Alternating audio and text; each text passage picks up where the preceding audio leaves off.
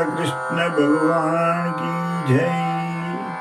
जगद्गुरु शंकराचार्य की जय। यावत् पवनो निवसति देहे, यावत् पवनो निवसति देहे तावत् पृच्छति कुशलंगे। गतवति वायौ देहापाये భార్యా బిభ్యతి తస్మిన్ కాయే. దేహంలో ప్రాణం ఉన్నంత వరకు ఇంట్లోని వారందరూ, అంటే నువ్వు ఎప్పటి రకమైతే బతుకుంటావు అప్పటి వరకు నీకు నీ క్షేమ సమాచారాన్ని విచారిస్తారు. అందరు నేను అడుగుతారు, మంచిగున్నావా నాన్న, మంచిగున్నావా నాన్న. దేహంలోని ఊపిరి ఆగిపోతే, మనం ఊపిరి ఆగిపోతే భార్య కూడా భయపడతాడు ఈ శవాన్ని చూసి. భార్య కూడా నీ శవాన్ని చూసి భయపడుతుందని గమనించి ఇప్పటి నుండే గోవిందుని భజన చేయము అని శంకరాచార్యుడు తెలుపుతుండు.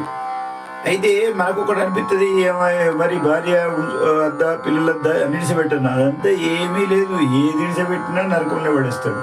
అన్నీ ఉండాలి. ఇవన్నీ మనకు నదులు, వాగులు, సముద్రాలు, ఏర్లు, సెలయేర్లు, కొండలు, గుట్టలు, ఉద్యానవనాలు, ఎన్నో ప్రకృతి అందంగా నిర్మించింది జగన్మాత ఆదిశక్తి. ఆమెను ఆరాధించవలసింది, భార్య ఉండవలసిందే, అన్ని చేయవలసింది. కానీ మనం అన్ని ఉండద్దు. మనమంటే మన శరీరం ఇలా పనిచేస్తుంది.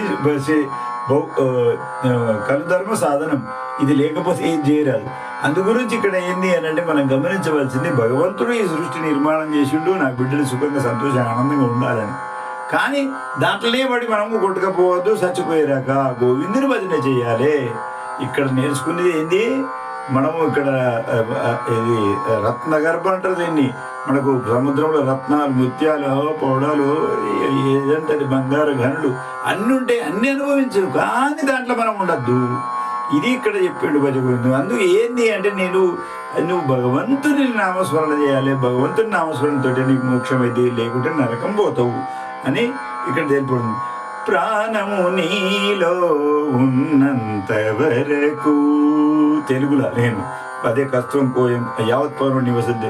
ప్రాణము నీలో ఉన్నంత వరకు పట్టించుకుంటారు పరివారమంతా, పట్టించుకుంటారు పరివారమంతా.